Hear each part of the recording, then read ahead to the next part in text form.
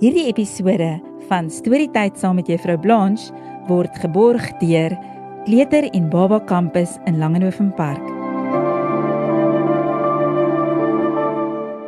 Hallo liefste maatjies, dit is so lekker om weer terug te wees en saam te kom storie vertel saam met Storytyd saam met Juffrou Blanche. Vandag se storie se naam is Die Ongewone Piknik en dis geskryf deur Mireille Sywer. Dis sulke lekker weer buite, sê mamma bly, dat ek sommer lus het om in die veld te gaan stap. Hoekom gaan hou ons nie piknik nie, stel papa voor. Jippie, jippie, roep Jaco en Linda opgewonde uit. Vinnig speel, ons moet alles vir die piknik gereed kry, sê mamma. Mamma maak die toebroodjies en papa bring die drinkgoed. Jaco en Linda pak kaas, appels en ook 'n brood in die mandjie. Linda en Jaco sing vrolik in die kar. Papa kry 'n mooi hoekie om die kombers oop te gooi.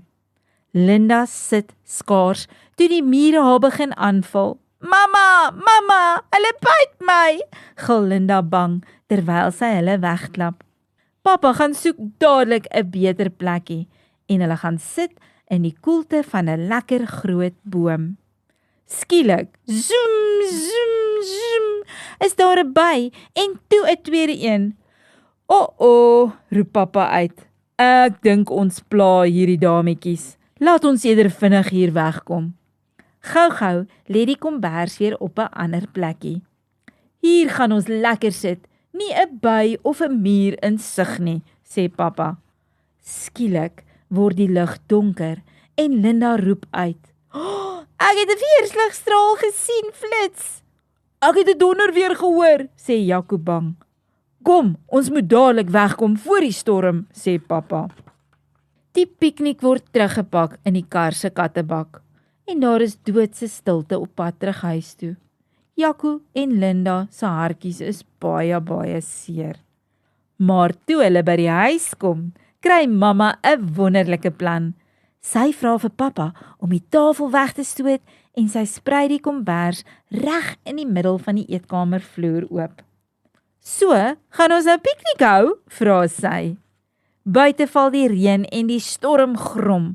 Linda en Jaco verslind mamma se watertand lekker toebroodjies. Dit is vet pret om binne in die huis piknik te hou. Die twee maats is sommer weer baie gelukkig. Wat 'n ongewone piknik. Baie lekker. Dit was 'n slim plan gewees van mamma en papa, dat hulle sommer binne in die huis 'n piknik kan hou.